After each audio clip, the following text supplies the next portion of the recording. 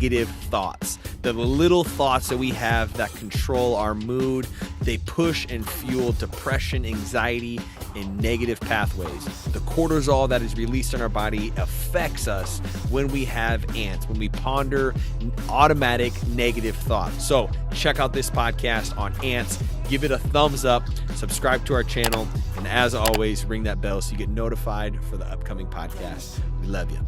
Let's jump into this. Welcome to the Renewing the Mind podcast. I'm your host, Tyler Sanchez, joined always via Zoom. In Sergeant Bluff on location is my dad, Dr. Raul Sanchez. How you doing, Dad? I'm feeling amazing. Like back in the day at NDSU, we had a saying, those who stay will play. Those who play will be champions. Once a champion, always a champion, baby. Let's go. And there's a weird ring kiss.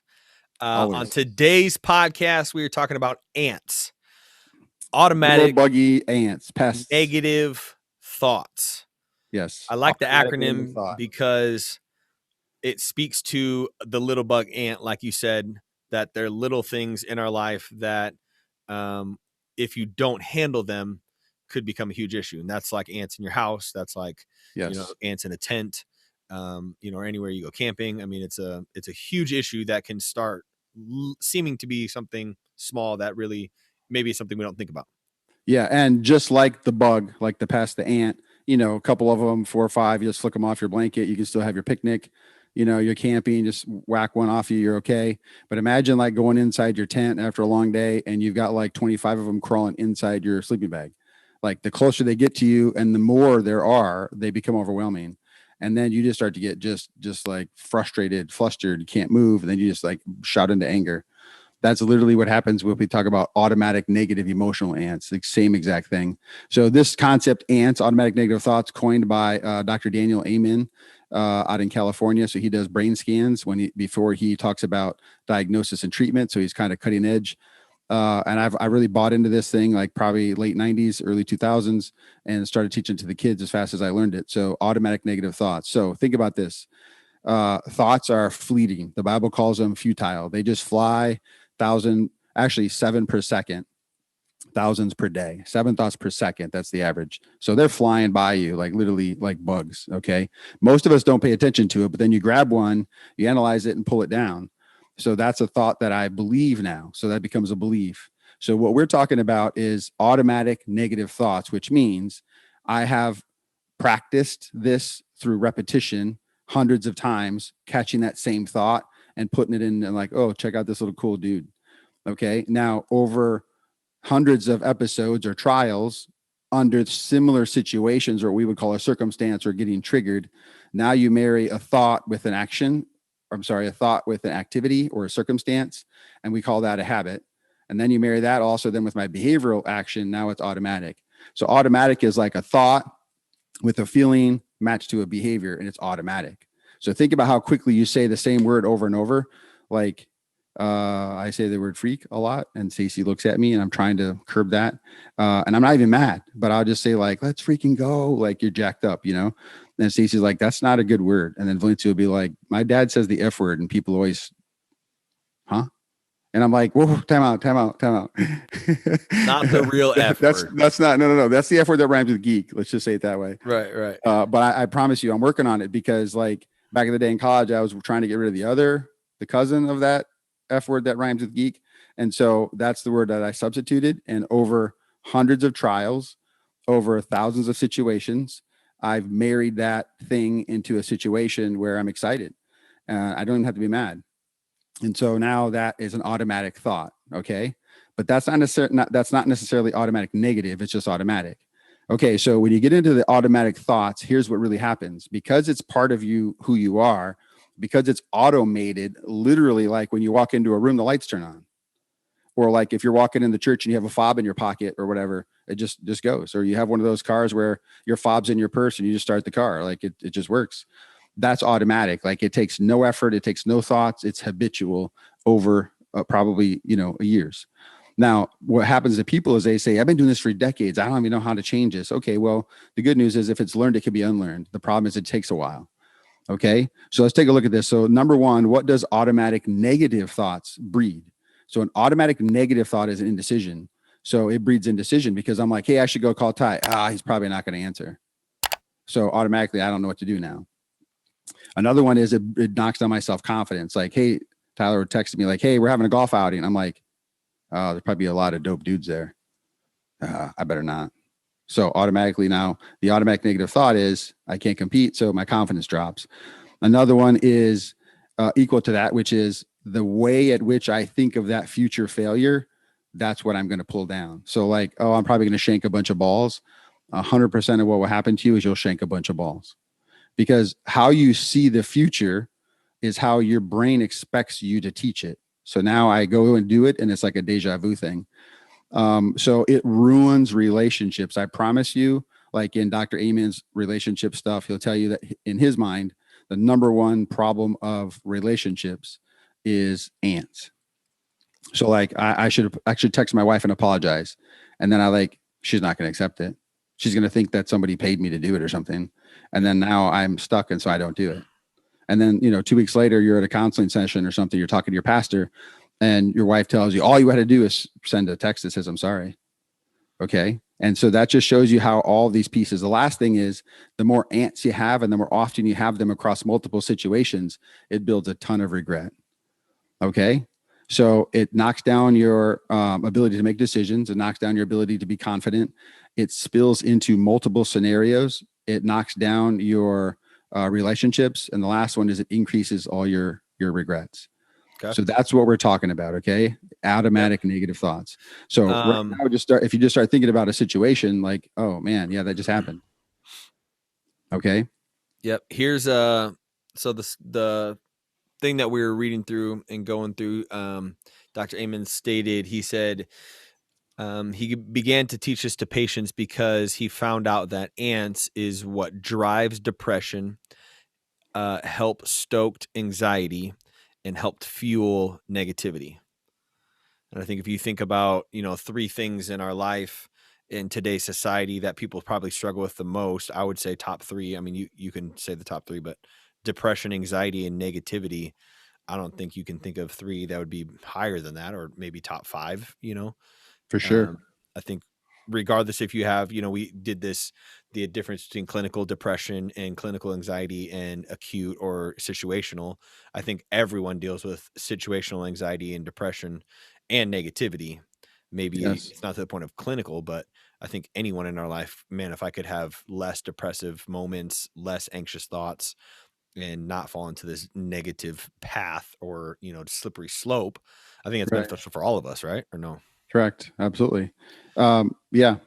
So then the other question I have is, says he went into every time we have a negative thought, it releases, the brain releases chemicals. So every time you have a sad, hopeless, mad, cranky, unkind, judgmental, or helpless thought, the brain releases chemicals. Talk to us about what's the chemicals that are released. That's cortisol. Cortisol is the stress hormone. So anytime I have sad, hopeless, mad, cranky, unkind, judgmental, or helpless, or like those, cortisol is released. What does that do? It makes me gear up to push. So just think about it this way. So like, the gut has 100 million neurons. The brain has a billion neurons. The data goes north 9 out of 10 times, 90% of the data. So your gut's always looking at what kind of food is in there and what kind of products are in there. And it's going to send data to the brain. The brain's then going to tell the gut, hey, here's what I want based on what circumstances or situations you have. The neurochemistry is always to push us toward where we know we need to go, but that's not what happens. So if I'm a kid and I'm like, hey, Pastor Tyler called and said, hey, I need you on the stage. I know you signed up, want to be a leader. We need you today. We believe in you. And so now I'm looking at this text and I'm going, oh no. And, right. So my hands start sweating. I start getting pressure breathing. My heart starts palpitating. My legs start shaking. And what's really literally happening is your brain is saying, bro, we need to wake up. Like you've been playing Fortnite for 4 hours, like get up, get going, like, let's go. Right. Fire up.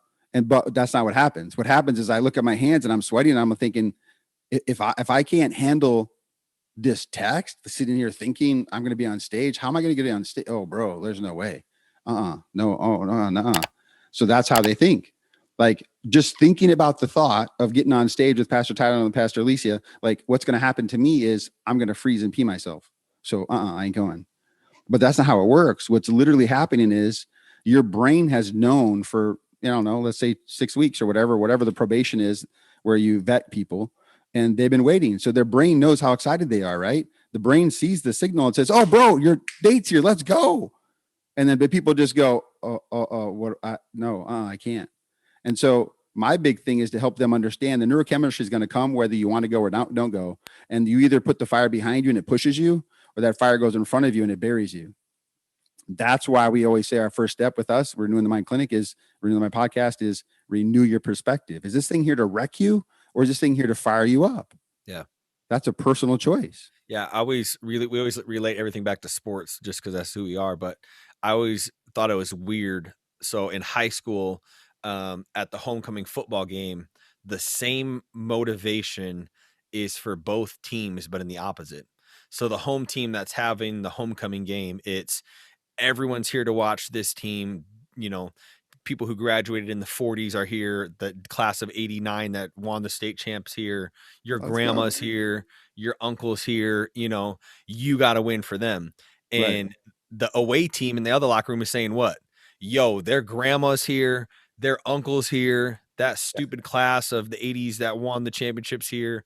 Let's go out, you know, All and these girls destroy are them. fixed up, ready for their man to be Yeah, they're beat. about to go have a dance. Like, let's destroy them. Let's Bruh, crap on their party. I'm going to be a date wrecker tonight. Yeah, Let's go. it's the same motivation. It's just Yes, it's fueled in different ways. That's the same thing. Either exactly. way, That's 100. That's life in that a nutshell. That right adrenaline's there. either going to force you to step up or it's going to crumble you. That's correct. It's going to happen regardless. Yes. And I just like it. like the cliche is the rich get richer, poor get poorer. The idea that success leaves clues, right? The successful get more successful, and the so-called quitters quit more often.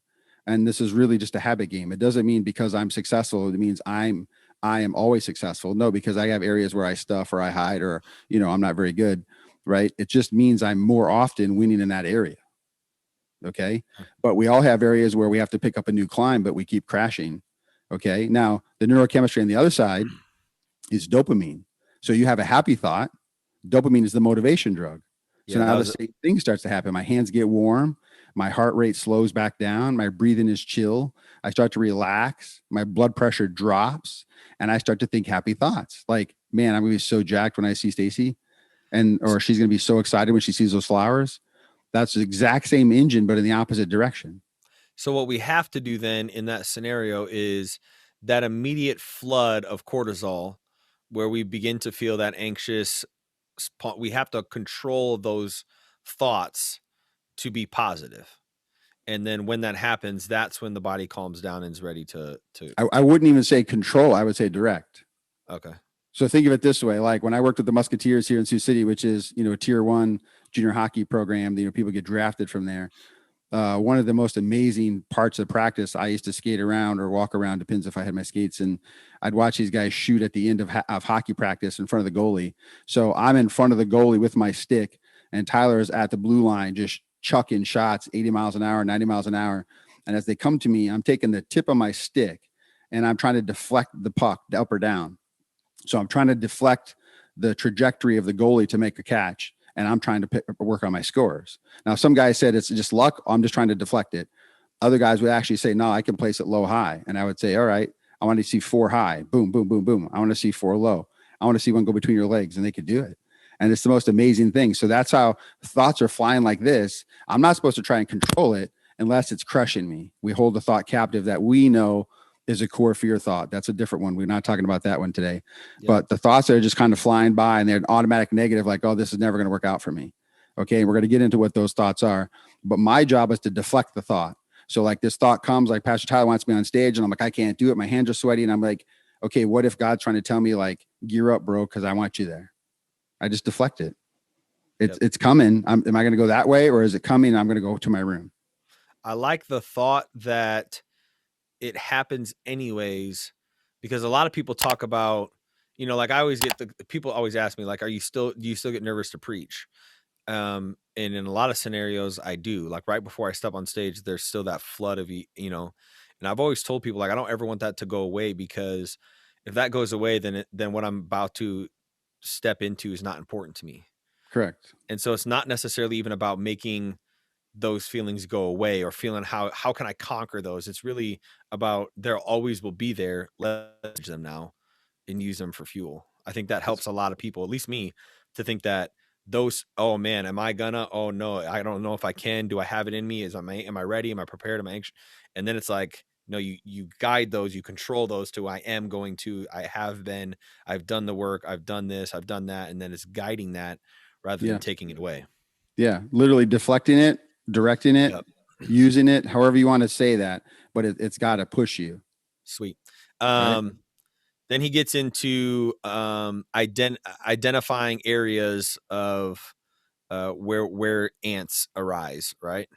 Yeah, so that's the circumstances. Yep. Okay, yeah, no, we'll get back into that in a second. All right.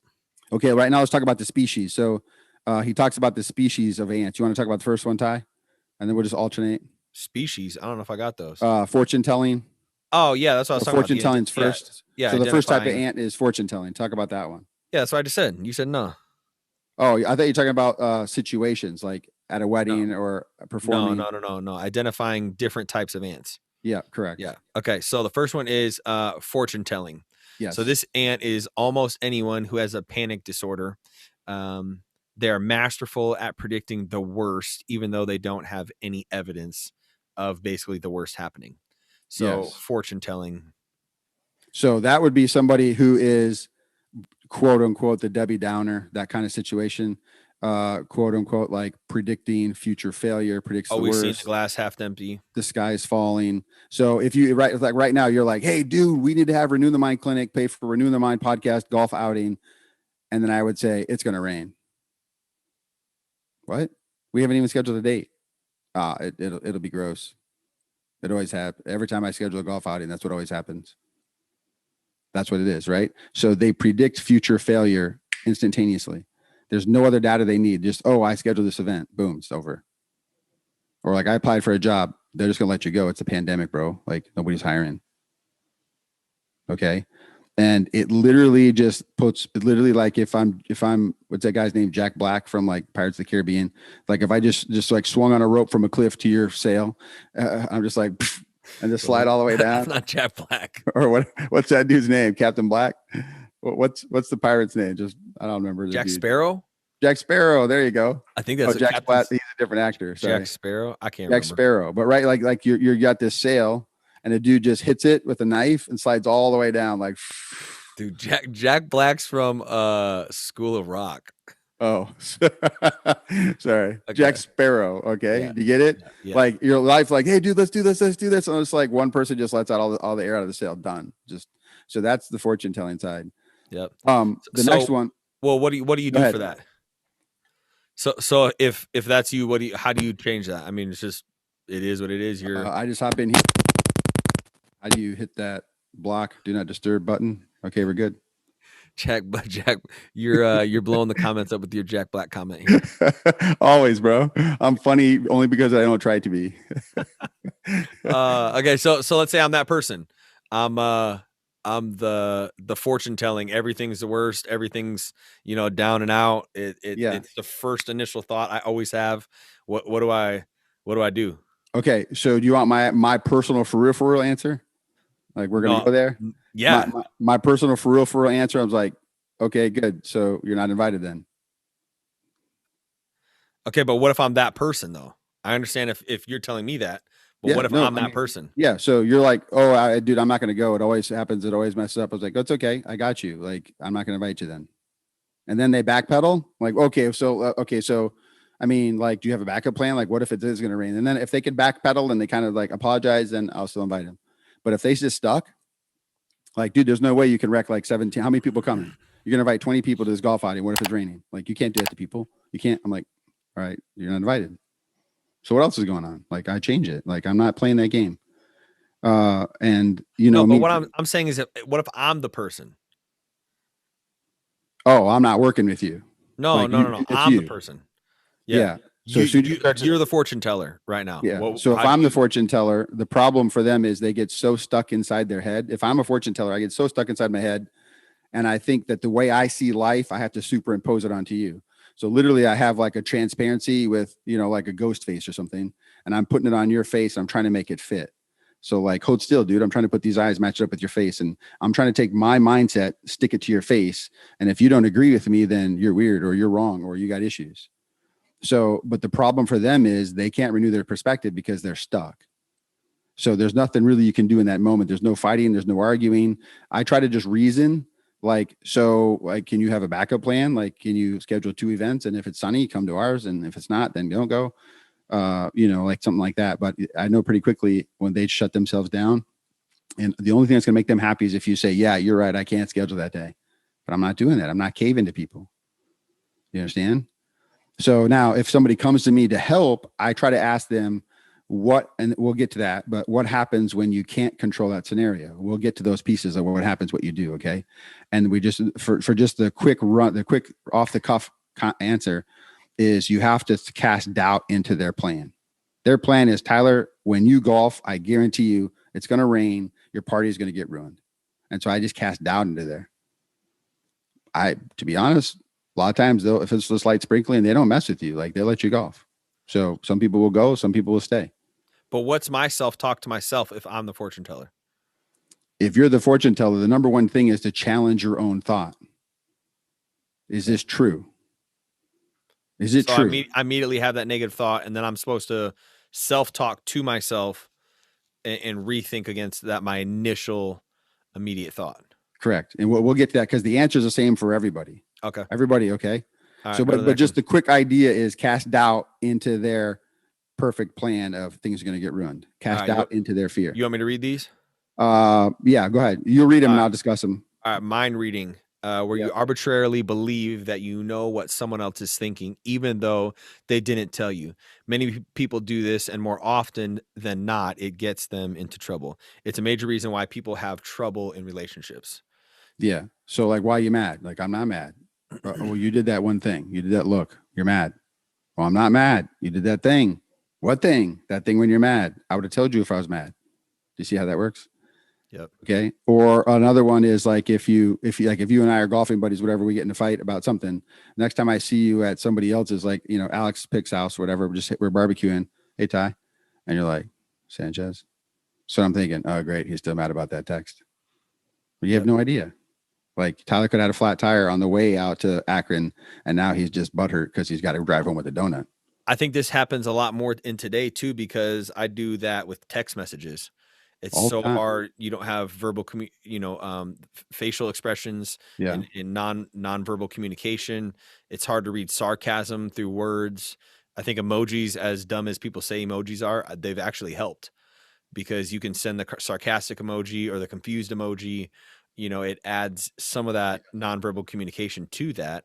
But I know that happens a ton for me when I get a text come through that's like, yeah, okay. Like, did you mean like, yeah, okay? Or like, yeah, okay. Is it like a happy okay? Is it a sad, is it a, I don't believe you okay? And I think that's what I see more than not in the next generation. Yeah, correct. Correct. So, okay. Yeah, and that one's really difficult because you have to confront the way people observe others. And most of the time they're doing that to protect themselves. Like, it's better for me in that situation. It's better for me to know you're mad than I don't have to come and apologize to you. See, it's a self-protective issue. So, all right. Okay. Alex said, I always overthink simple situations / conversations. You're not alone, Alex. That's the overthinking is probably the most form of anxious thinking. Like, when we talk about ants, overthinking is the number one people talk to me. And overthinking can be a part of mind reading. There's another one down here too, guilt beating, and then the all or nothing thinking. So I mean, overthinking could be fortune telling as well. Yeah, overthinking overloads into like 3 or 4 of them. So it's the most common. All right. Next one, guilt beating. Thinking with words like should, must, ought, or have to.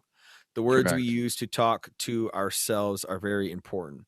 Guilt is not a very good motivator for change. Telling yourself, I should go see my grandmother, rather than I want to spend time with my grandmother, only serves to make you feel negative. Yes. So guilt beatings come from people who've been shamed a lot in their life, and they will get a 90% and they're like, oh, but I could have got a 94. or they went 3 for 4 in baseball, and then they're like, hey, you did a great job. He's like, but I popped one up. It was stupid. They focus on that one negative piece that makes it difficult, so they beat themselves up, and sometimes that's interpersonal, like they want to be perfect, so that's a perfectionist, but also that's parents who are just perfectionist parents and they demand perfection, so those kids are wrecks. I think it's even just for me, it's more just the simplicity of the way I think about doing things I don't want to do. Anytime I don't want to do something, I always say, "Oh, dude, I should, I should go do this or I should go do that or Yeah, I need to be doing something else." It's like I say that when I'm doing something not as important as something I should be doing or like higher on my priority list. yeah, I correct. should work out today. It's like what if we Right. could flip that and say, "Man, I get to work out today." Yeah, that's 100%. Get to is the answer for that one for sure. I have an opportunity to. That's what I always say to myself, the opportunity. Like at some point in my life, I'm not going to have this opportunity. So I'm going to go for it. Yeah, it's kind of on the same lines, but when we talk about achieving something or not being where we want to switch that one word to yet rather Yes. than I'm not there, just say I'm not there yet, or I'm not there yet, Because or it I'm not that continues. good yet. Yeah, it's a comma, not a punctuate or a period. Correct. Correct. Sweet. Next one, blame. Hold on. Oh, lost. Whenever you Yeah. blame Blame. someone else for the problems in your life, you are a victim and you can't do anything to change it. Many of us play blame game, but it rarely helps us. Stay away from blaming thoughts and take personal responsibility for changing the problem you have. Yes. This is a big one because blaming is excuses. And so at our house, anytime you get caught doing excuses, right, it's 5 push-ups, right? So, and even Valencia does it. And so I'm not a double standard dad. So Valencia can call me out. And then I have to do push-ups for her because she said, Dad, that was an excuse. Like, hey, you're bringing the garbage can in. I'm like, it was wet. I was going to come get it. And she's like, oh, 5 push-ups. I'm like, fine. So I put on I was going to get a coat, but it wasn't an excuse. So I'll do the 5 push-ups and get outside.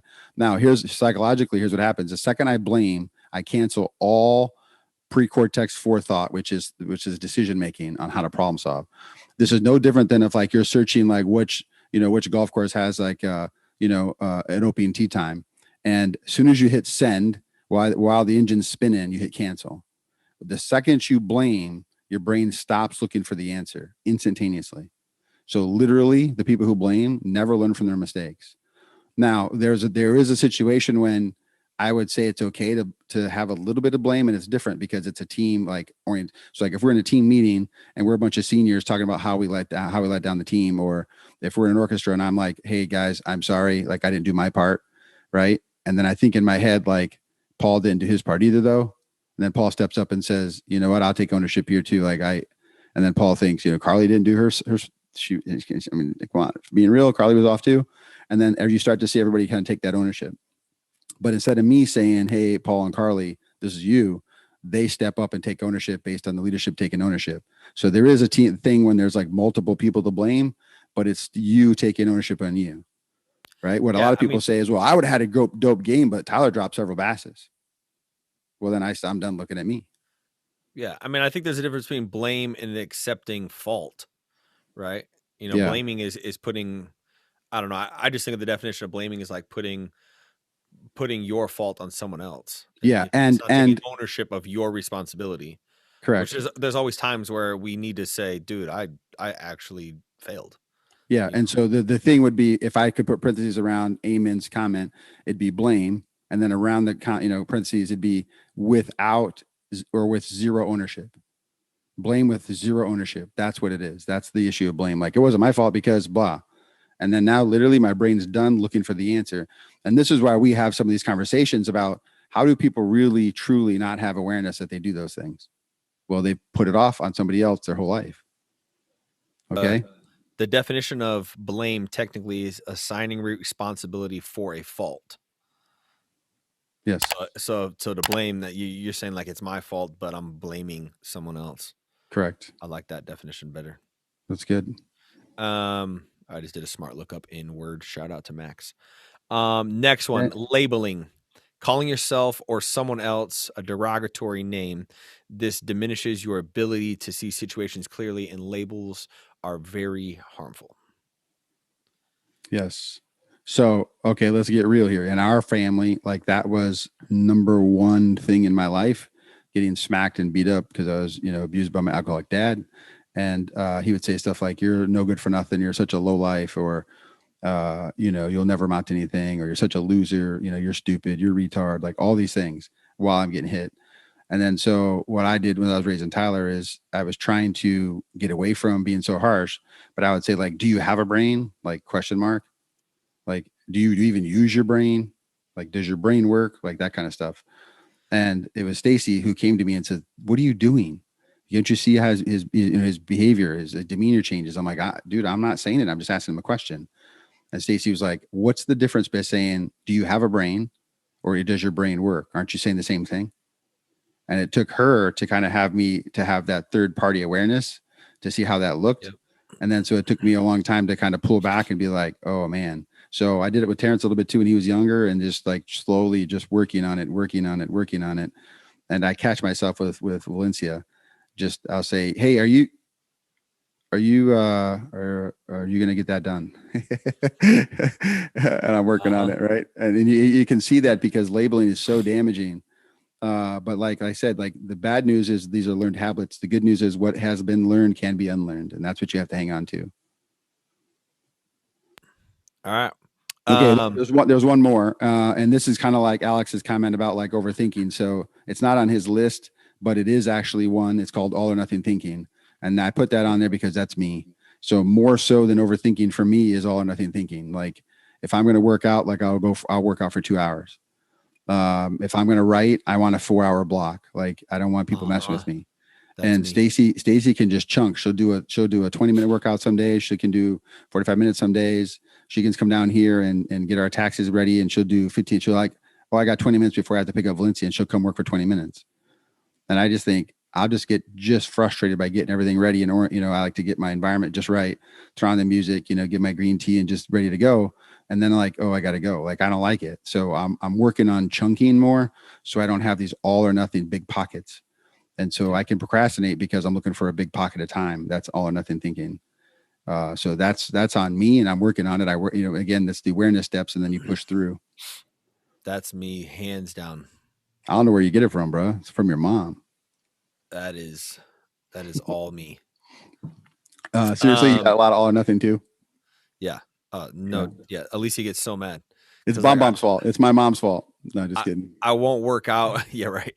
Who can we blame? That's right. I won't work out for like 2 weeks, and then I'll work out for like 3.5 hours, and then I won't be able to walk the next day. And then Alicia's like, "You do this." That's literally like my time. whole family, actually. Yeah. You do this every time. Why can't you just work out for like 10 minutes here and 10 minutes there? Yes. Well, Adam had a question, but my notes just or my there it came back. Okay. Alicia said that is Tyler 100%. Okay, let me scroll up. Adam said, still awake? "Yeah, she's still awake, dude. I knew she wasn't gonna be able to go to bed." Okay. Adam said, "So in that, talking about it was back when we were talking about being too harsh on each other or on someone, and but still pushing each other forward or pushing yourself forward." He said, "So in that." And we all deal with students. How do you walk alongside and help them understand that being so hard on themselves will only push them further into failure as they see failure? Okay, so great question, Adam. So go back to the podcast on habits and look at that 4-step loop. If you finish a loop like 1, 2, 3, 4, like boom, and then instantly I say I should have, it takes all the power because you deplete dopamine instantaneously. So there's a 10% more likely chance that I'm not going to do that again. So, or a 10% less likely chance I'm going to do that again. Now, if I close the loop and I say, I got a 90%. Let's go. That's better than last time. So I put a little bit of positive spin on the end of that, like the what's awesome concept that we teach. Now that closes the loop and it finishes with dopamine. Literally, if you finish with dopamine, there's a 10% more likely chance that you do that same exact loop again. And this time, because your body's working with you, not against, you're more likely to get a 91, 92.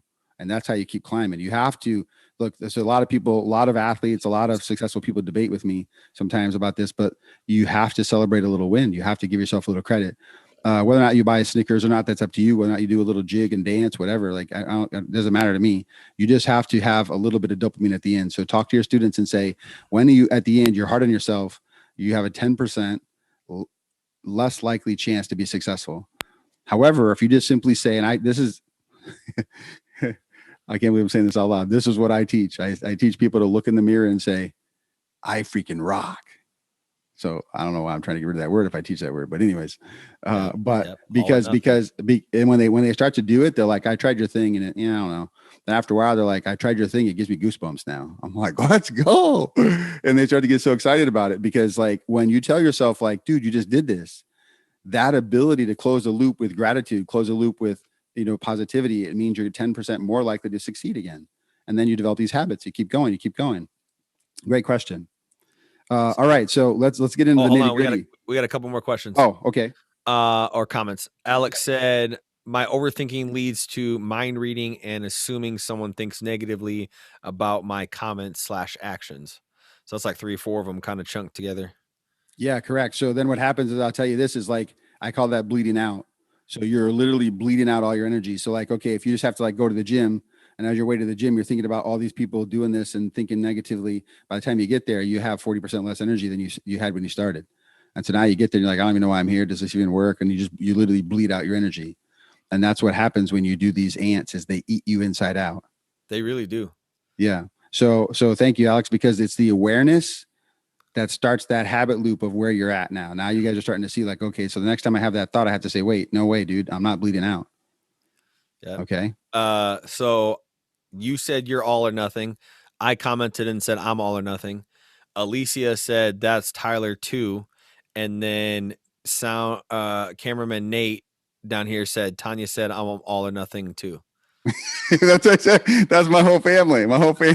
That's funny. Oh my goodness! Like, it's funny though. Nate didn't say I said I'm all or nothing. He said Tanya said that he's Tanya all or said, nothing. yeah, right. Yeah. Oh, is that blame? Wait, I don't know. Yeah, that man's blaming. Is that labeling? Is that blame? Don't put that on him, Tanya. No. Alicia said my eyes are barely open, but I'm still here. It's too good to miss. And then she said, I'm the perfect one. Can't remember which one that was exactly. Yeah, that's the opposite of all or nothing. It's just all talk. Yeah, or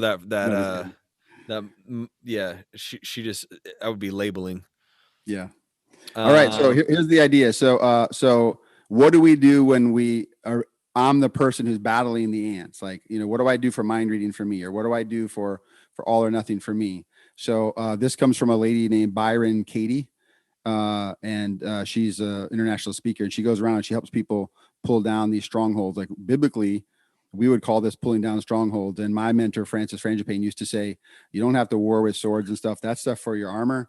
But all you do is you reach up and you just pull a string. And the coolest story I've ever seen about this comes from him. But think about like a little grandkid who has Papa, grandpa, and you just reach up and you're trying to get grandpa's attention. You're trying to get grandpa's attention. So you just yank on his string. And once you yank on that one string, that's the one string that kind of like starts to yank down his whole entire wool sweater. And then grandpa's like, Tyler, you owe me a sweater. Yeah. So biblically speaking, all you have to do is pull down the stronghold. So what Katie's going to show you is the more mental health way to pull down a stronghold. Okay. So step 1, write it down. So like, why am I overthinking that Tyler hates me right now? Okay. And then I'm going to put, because he hasn't responded to my text. Okay. All right. Step 2. Now that I've written it down, step 2 is this. I have to identify what species of ant that is, right? What number was that? Okay. So I think that's mind reading, right? Tyler's mad at me because he didn't respond to me. He must be mad at me. So I think that's mind reading. And some of these will overlap. It doesn't matter. But if it's me battling me, really, it doesn't matter. It's my opinion. So I'm going to say, okay, that's mind reading. All right. So now I've written it down, and then now I've actually identified it. That's step 2. Step 3 is I'm going to challenge it by casting doubt. Okay. So I'm going to challenge it by casting doubt, which is, okay, so Tyler and I did get an argument at golf. I did send him a text and apologize. It is true he didn't text back. Is there any other way that would say he didn't text me back that doesn't mean he's mad? Okay, what if his phone's dead? What if he didn't see the text?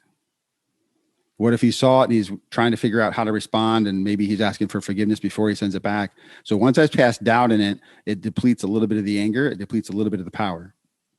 Okay. If there's some left though, and I go, yeah, but I just feel like he's still going to be mad at me. I think I know Ty pretty well. I think I just feel that. Okay. So now step four. And so now step four, you're going to battle. And step four in your battle is I want you to think about combat. Like it's literally locking heads. We're going to combat now. Right. And so there's 4 steps into the combat. Okay. So we're on step 4 and these are 4 steps. Number 1, is it true? Is it true that Tyler's mad at me? I believe so. So yes. Okay. Number 2, can I absolutely, without a doubt, know that he's mad at me? No, because I pulled out 3 doubts. Okay. Number 3, how do I personally react when I think Tyler's mad at me? Like, bro, I'm about to delete him. I'm about to post on Facebook. I might message him Instagram, just like, dude, what's your problem? So I don't like how it makes me feel. I can't be a Christian when I think this way. And I start to have all these negative reactions. Okay. The last one is this: who would I be if I just let go of that reaction because I don't believe it's true? Who would I be if I didn't have that ant and I didn't react that way? Well, then I could go back to being like just bros. Like maybe I'll text him. Maybe I'll wait a couple days and just say, hey, bro, up for golf again? Like maybe he's not even mad. And then there we go. I'm over it. Okay. So pulling down the stronghold of that ant unlocks me. And out of those, I've always taught number 4, even with goal setting. So when I saw Byron Katie do this work, I don't even know, probably 12 years ago or something, I really, really hooked onto that last one because I tell people all the time when they're starting, I'll say like, how would you feel when you get to your goal and you connect to your why that made you fly? How would you feel? And most people just sit there and be like, I don't know, because they don't really do the work. But if you talk to somebody about that and they do the work, they actually literally will light up. Like if whatever my goal is, like I don't know, let's just say run a marathon, and Tyler's talking to me and he says, "Hey, Raul, who would you be when you cross that finish line? Hit your chest for it and say, let's go." Like, who would you be? And I would just like start laughing, literally get giddy. Like, dude, I'd probably eat a whole pizza by myself. Like, and then you can see that because when you connect to that dopamine at the end, you fly. And so she's trying to do the same thing. Who would you be if you let go of that stronghold? Who would you be if you let go of that anchor that's called an ant that's in your mind that's locking down your relationship based on an interpretation, no facts? Is there so in I mean I like all those. Is there a step in there? What would be the problem with just reaching out and just being like, "Yo, are you mad? Or did I say something to offend you?" Yeah, those are the after steps. So like, okay, so like if you like, is it true? Step 1. Because I've done Do that you before. absolutely So know it's true? No. Okay, so what's your doubt thought? Like, I mean, I don't know. What if I texted him? What if I called him? What if I so just that'd be in asked that him? battle. So that's step 2 in the battle. So that's why I said number 1, number 2. Some people come out right there, and if they can't, they're just like, I know what you're saying. Like, here's what I hear all the time. No disrespect, Doc, but I know this person. Like, I just feel like I just absolutely feel deep in my like spirit. Like, I just feel like that's how they're doing it.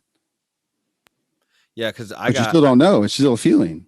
I don't do a good job of that. I chalk it up to it now. There's no way that they could be that mad just because I, have tougher skin and there's not a lot of things that offend me, which gets me into trouble a lot because there's things I would say or do or the way I act. I wouldn't think that other people would get mad about it. And I'm learning that now, especially with daughters in the house. That's one thing Alicia says all the time, it's like, you don't understand that they're more emotional and they get hurt easily and but whatever. Well, and not I'm just getting there. daughters, but you have to think about how No, long you I'm have just been saying resilient trained. me personally. Yeah. Yes. And so, but I have people in my life now that just randomly, like, I'll go to lunch or dinner or something or coffee. And then afterwards, they'll be like, "Hey, I didn't mean to offend you when I said, something." That I'd be like, "Dude, that's not even close to have offended me. I'm cool." I'm like, Yeah. man, that's really cool that they would, they just have that self-awareness to start thinking back on the conversation as they're leaving or driving home or later that night. And just wanted to make sure, that type of um over communication is something I think we lack today, you know, that double checking just to make sure we're all good and not just brushing it over. I think Yes. we'd be a lot further along in our relationships if we could just say, hey, Dad, did anything I said, I've kind of been thinking about that comment. Hopefully you didn't take it that way. I didn't mean it that way. Yeah. You know? Yeah. And I would just say this, it's pretty amazing to me that, and I don't think he'd care that I mentioned his name, but, so I mean, I meet with a dude, just like an iron sharpens iron brother. His name's Dirk. But years ago, we first started meeting, he just would not show up or show up late or something like that. And he came in one time apologizing, and he's like, I'm sorry, and I hope I didn't offend you. And I said, dude, no offense taken. And he's like, you're not mad? I'm like, I'm not mad at all. And he goes, so you're good? And I'm like, here's how I look at it. Like, when you value our appointments, or you value like our coffee meetings, like, you'll show up, you'll even be early. From that day on, I couldn't beat him there. Like, we started playing, he's like 7 minutes early, then he's 12 minutes early, then he's 15 minutes early. Pretty soon we're both 30 minutes early. I'm like, dude, what's your issue? But here's the full circle. And this is why this stuff is so important, not to take offense. Just, was it 2 weeks ago, maybe a month ago, we had a meeting and I didn't show up. I had it scheduled for Wednesday. No, yeah. And this is a Tuesday. And I get a phone call or a text message, and he says, apparently you're not coming. And he's standing outside the building. And I literally wake up and I'm looking at that. And I'm like, are you kidding me? So I'm like, bro, I'm so sorry. And then later I apologized to him. When we met again after that, I was like, dude, I'm so sorry. And he leans forward and he goes, that's okay, Sanchez. When you value our appointments, you'll start showing up. I like that. I was dying. So I just got up and hugged him. I mean, it's like, it's back at you. It happens. Like, can you imagine? Like, I literally just looked at him. I was like, bro, can you imagine if I'd have blown up back in the day? Like, and then he gets to blow up at me. Like, how does that even work? Like, what do you do? Nate wants to know how many minutes you were late. It's an hour. It's an hour coffee meeting, bro. Yo, you know how many push-ups that is? 60 times 5. 300. 60 times 5. 300. Wait. I'm on the podcast meter right now. Like, is this 300? What's happening? Yo, shout out to Dirk. No, I'm mad at Dirk. You know why? Because he came to change the oil and fix my tire today. And as we're talking, he goes like this. He goes, oh. Went and pointed on the side of my hair where I got about 5 grays and said, dude, you got gray hair. I think you're getting old. Me and Dirk are not on talking terms right now. I'm holding an offense. I'm angry. What ant would that be? I'm blaming him for my gray hair. I'm mad. I'm labeling you as rude. You're labeling, judging. No, it's funny. Yeah, so let's. He fixed my car. I like that, man. Yeah, Dirk's awesome. He literally is my iron brother. Just a side note, that's a great business plan to have a truck that comes to your location and changes your oil and does whatever you need him to do or to your car. Yeah, shout out to Dirk. It's Dirk Bach Repair. It's lifesaver, dude. DBR Repair on Facebook. All right, sorry. Continue. No, let's wrap it up. We're at about 5 minutes left. Okay, so here's the idea. So if you're stuck, the very first thing you ask yourself is it true? Hopefully you can let it go. Number 2, can I absolutely know that this is true? And then you should have at least one or more doubts. If you have enough doubt to let it go, let it go. Number 3, who am I and how do I react when I hold on or marry that? I always say marry. When you hold on or marry that ant. So like if I have overthinking ant or a labeling ant or, all or nothing ant, like who am I and how do I react when I hold on to that thing? You'll realize I'm a dude I don't like. I'm the type of dude that I stay away from. Okay. And then the last one is, who would I be if I could let go of that ant, divorce that ant, cut that ant down, pull a stronghold and be like, okay, Tyler's not mad at me. Or, okay, like I don't have to go 4 hours to be successful on a workout. Like Stacey and I got in a fight because she was like, your workouts, like when I do my long bike ride, she's like, your workouts are cutting into family and it's just not fair. I'm like, you want me to be fat and like die? You don't want me to have a heart attack? You want me? And she was like, did I say any of that? And so right away I started throwing darts and started, cause I don't know, like she just messing with my, schedule, timeline, thinking, whatever. So of course I go shower fast before I say dumb things.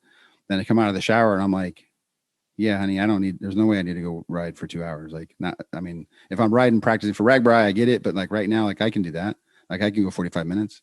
So, I rode to Browns Lake and back in 50 minutes and it was 5 minutes late. So I'm like, okay, 5 minute window. So, but here's the idea. I want you to focus on the concept of how do I knock down the thought unless I challenge my own thought? And you will not be the person that you dream of being if you cannot challenge your own thought. The best successful people in the world challenge their thinking all the time. And I don't remember who sings it, but there was a song that's pretty popular called Am I Wrong? And that's just kind of catchy. I don't know if it's a good song, bad song. Like it's just in my head sometimes. And the concept is like, I'll challenge myself and be like, am I wrong? I'm not like, am I wrong by the thought? Like, hey, I'm gonna do this.